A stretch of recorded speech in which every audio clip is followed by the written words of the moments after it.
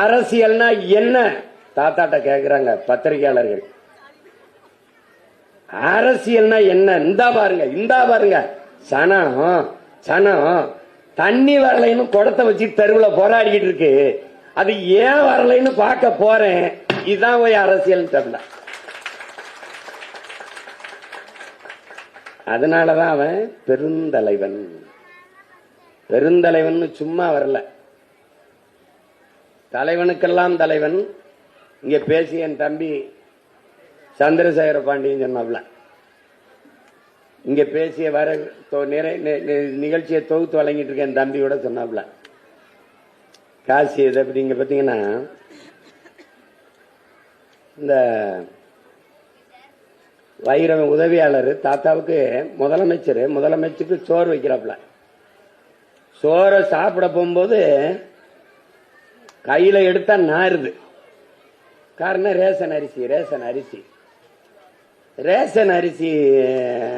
இந்த நண்பர்கள் எல்லாம் அவன் ஜாதியிலே பெரிய பணக்காரன் இருக்கான். அவன் ஜாதியிலேயே அவன் சொந்தக்காரனே மளிகை கடை வச்சிருக்கான், நிறைய அரிசி மண்டி வச்சிருக்கான், நல்ல கொண்டாந்து அரிசி கொண்டாந்து போடுவான். பெரிய பெரிய நண்பர்கள்லாம் செல்வந்தர்கள்லாம் அரிசியை கொண்டாந்து போடுறாங்க. அதை சாப்பிடல, ரேஷன் அரிசியை சாப்பிடறான் ஒருத்தன். அப்ப அவர் கேட்கிறாரு, ஐயா இந்த நார்வையா இந்த நாத்தம் பிடிச்ச இந்த சோறை சாப்பிடணுமா ஐயா? இந்த தான் நல்ல அரிசி இருக்கதே ஆக்கி சாப்பிடணும். ஏய் சனம் இதைத்தானே சாப்பிடுது, அப்புறம் அதைத்தானே நாம சாப்பிடணும். நான் பாருங்க,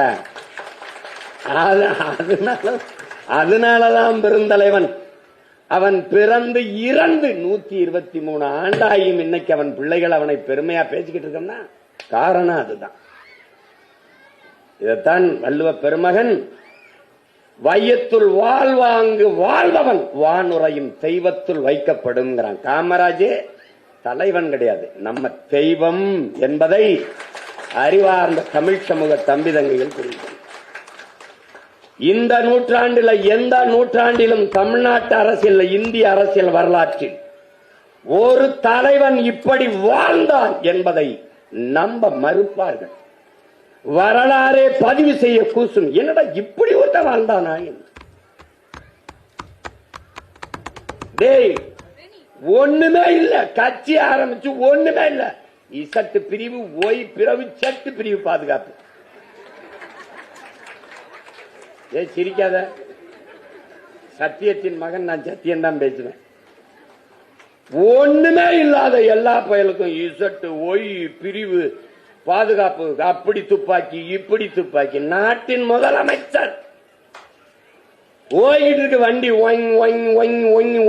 ஒரே ஒரு ஜீப், ஒரே ஒரு வண்டி, அபாய ஒளி, சைரன், ஆங்கிலத்தில் சைரன் சத்தத்தை எழுப்பி போயிட்டு இருக்கு.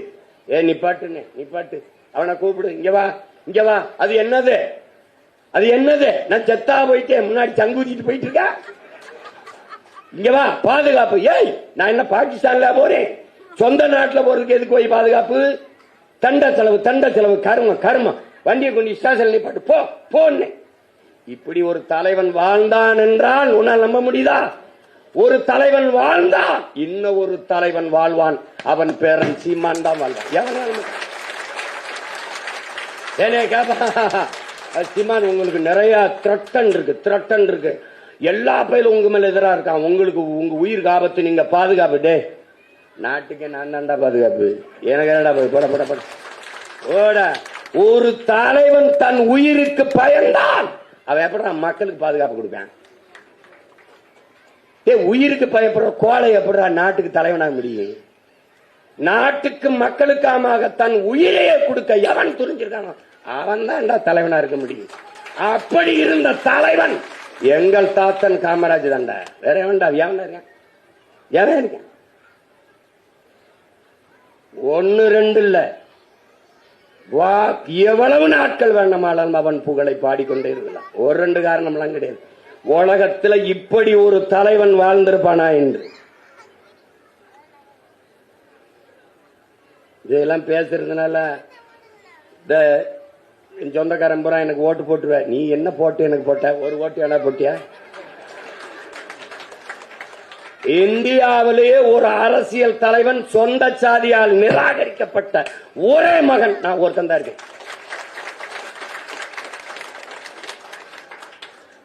யாருமே போடாமல் 36,50,000 ஓட்டை பெற்று 3வது பெரிய கட்சியாய் வந்து நிக்கிற ஒரே மகன் இந்த தமிழ்நாட்டு அரசியல் வரலாற்றில் நான் தான் இருக்கேன். தலைவர் எப்படி வந்தாரு? எதுக்குமே வர மாட்டாரு. இதுக்கு எப்படி வந்தாரு அப்படின்னு என்னை யாரும் கூப்பிட மாட்டாங்க. ஏன்னு கேளு, அவன் ஒருத்தனையாவது விட்டுருவான். அவனையும் கொண்டு போய் இந்த சால்வையை போத்தி அப்படி சாதி சால்வையை போத்தி மூடிட வேண்டாம். அவனையாவது விடுவான். அவனாவது தாத்தாவுக்கு உண்மையான பேரனா இருந்து உழைக்கிட்டு. இங்க பேசிய என் தம்பி மருத்துவர் சொன்னான் பாருங்க, காமராஜ்ங்கிற ஒரு தலைவன் நாடாருக்கானவன் என்று எண்ணுவது போல அவரை சிறுமைப்படுத்துவது உலகத்தில் எதுவும் இல்லை. பேசிய என் தம்பி சந்திரசேகர் பேசினான். மூதறிஞர் ராஜாஜி 6000 பள்ளிக்கூடங்களை மூடிவிட்டார் காசு இல்லைன்ட்டு. அறிவார்ந்த தமிழ் சமூக மக்களே, என்னரும் தம்பி தங்கைகளே, 6000 பள்ளிக்கூடங்களை மூடிட்டார். ஒருத்தன் வாரான், அந்த 6000 பள்ளிக்கூடங்களையும் திறந்து அதற்கு மேலே 14,000 பள்ளிக்கூடங்களை திறந்து நம்மளை எல்லாம் படிக்க வைத்தார். இங்கே மேடையில் இருக்கிற எவனும் சரி, இவனும் சரி, எந்த கொம்பனும் அவன் திறந்த பள்ளிக்கூடத்தில் படித்தவர்கள் தான் என்பதை எவனும் இருக்க முடியாது. அப்துல் கலாம் அவர்கள் வந்து படிச்சு அறிவியல் விஞ்ஞானியாகி அணுகுண்டு கண்டுபிடிச்சு பொக்கரன்ல வெடிச்சு இந்தியா வல்லாதிக்கம் என்று பேசிக் கொண்டிருந்தால் அது காமராஜர் திறந்த சாதிதான், பள்ளிக்கூடம் தான்.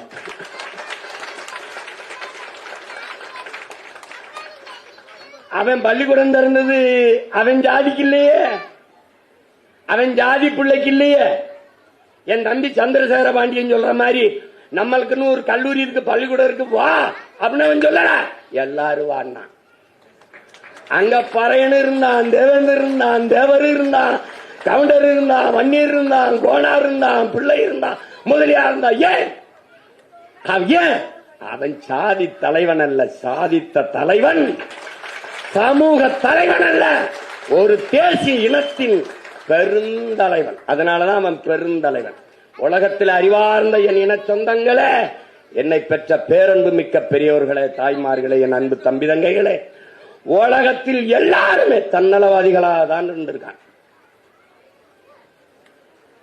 எந்த மனித குணமும் தனக்கு கிடைக்காதது எவனுக்கும் கிடைக்கூடாது தான் நினைப்பான். இங்கே எல்லாரும் தான், இங்கேயும் தான். என் கடையில வியாபாரம் இல்ல, இவன் கடையில வியாபாரமா, இப்படிதான் நினைப்பான். உண்மையா இல்லையா? அதை மட்டும் எனக்கு எனக்கு 2 கண்ணு இல்லைனாலும் பரவாயில்ல, அவனுக்கு ஒத்த கண்ணாவது போயிடணும். இதான் ஊழவியல் மனித மனம். யான் பெற்ற இன்பம் பெருகை வையகம். இதான் நம் முன்னோர்கள் பாடி வச்சது. யான் பெறாத இன்பத்தை பெருகை வையகம் நினைச்ச ஒரே மகன் உலகத்திலேயே தாத்தா காமராஜ் தான். எப்படின்னு கேளு, நாம் படிக்கல, அதனால எந்த பையனும் படிக்க வேணாம்னு நினைக்கல. எப்படி?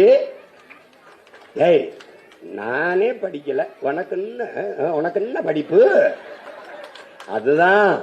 அதுதான் தாத்தா நீ பெருமையா பாக்குறே. அவன் படிக்கல, அதனால அவன் யாரு மேலையும் பொறாமப்படல. நம்ம படிக்கல, நம்ம பெற முடியாத கல்வியே நம்ம நாட்டு பிள்ளைகள் பெற்றாகணும் நினைச்சான் பாரு. அதனாலதான்டா அவன் பெருந்தலைவன். உலகத்துல எந்த மனித மனம் காமராஜருங்கிற ஒருவனை தாண்டி இது சிந்திக்கும் நினைக்கிற? நீ யார் நினைப்பா? நானே கூழ் குடிச்சுக்கிட்டு நாய் உனக்கு பிரியாணி கேக்குது அப்படிதான் நினைப்பா. நீ வேணா பாரு, நீ எதுக்க வெளியில நினைப்ப. ஆனா ஒரு மகன், நாம படிக்கல, ஆனா நம்ம நாட்டு பிள்ளைகள் படிக்கணும்டா அப்படின்னு படிக்க வச்சான் பாரு. அதுல எப்படி படிக்க வச்சான்னு தெரிஞ்சுக்கணும். நீ இங்க பாரு, பள்ளிக்கூடத்தை திறந்துறாரு. இதுல நீங்க எல்லாம் பேசுனாங்க, தாத்தாவை எல்லாம் கேவலமா பேசுறாங்க. அதுக்கு வேற ஒரு மேடை வச்சிருக்கேன். நீங்க எல்லாம் எங்க அம்மா அப்பா எல்லாம் இருக்கிறதுனால கொஞ்சம் கண்ணியமா பேச்சு போயிடுறேன்.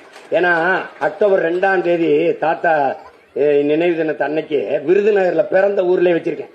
பெருந்தலைவர் பெருவிழான்னு அன்னைக்கு வச்சிருக்கேன். இவங்களுக்கெல்லாம் ஓசியில ட்ரெயினேறி வந்தவன்லாம் என் தாத்தாக்கு ஏசி பாட்டு கொடுத்தேன்னு பேசிக்கிறான். சரி, என்னவோ என்னவோ என்னவோ நாங்க மானம் கட்டு போயிட்டோம்ல, மானம் கட்டு போயிட்டோம். மானம்னு ஒண்ணு இல்லையே அவனுக்கு. அதனால கண்ட கண்டவனுக்கு எல்லாம் ஓட்ட போட்டு இதை கேட்டுக்கிட்டு சுத்திக்கிட்டு இருக்கோம்.